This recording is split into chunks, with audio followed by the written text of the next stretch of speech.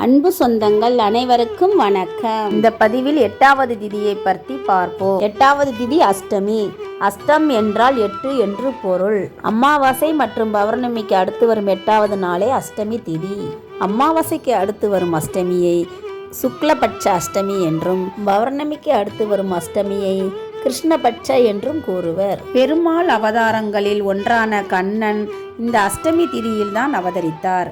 அந்நாள் ஜென்மாஷ்டமி அல்லது கோகுலாஷ்டமி என்று பெயரில் விமரிசையாக கொண்டாடப்படுகிறது. இந்த திதியில் பிறந்தவர்கள் மிகவும் சாமர்த்தியசாலியாக இருப்பார்கள். தேய்பிரை அஷ்டமி திதியில்தான் சிவபெருமான் பைரவர் அவதாரம் எடுத்து பூமிக்கு வந்தார். பைரவருக்கு பௌர்ணமிக்கு அடுத்து வரும் தேய்பிரை அஷ்டமி திதியில் பஞ்சதீபம் ஏற்றி வழிபட்டால் வாழ்வில் ஏற்படும் சகல கஷ்டங்களும் நீங்கி மேலும் இழந்த செல்வங்களை மீண்டும் கிடைக்க, தொழில் வளர்ச்சி பெறவும், குடும்பத்தில் மகிழ்ச்சி நீடித்து நிலைக்க, செல்வச் செழிப்புடன் வாழவும் தேய்பிரை அஷ்டமியில் பைரவர் வழிபாடு செய்து வணங்கி வந்தால் மிகவும் சிறப்பு.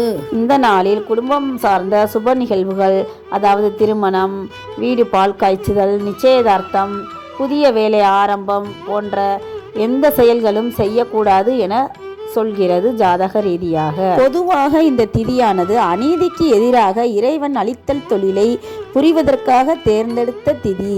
இதனால் தான் கம்சன் என்னும் அரக்கனை அழிக்க பகவான் ஸ்ரீ கிருஷ்ணர் அஷ்டமியில் பிறந்தார் என்பது வரலாறு. இந்த திதிக்கான வளர்பிறை தெய்வம் பைரவர், மகாலட்சுமி. தேய்பிரைக்கான தெய்வம் ருத்திரர், மகாலட்சுமி.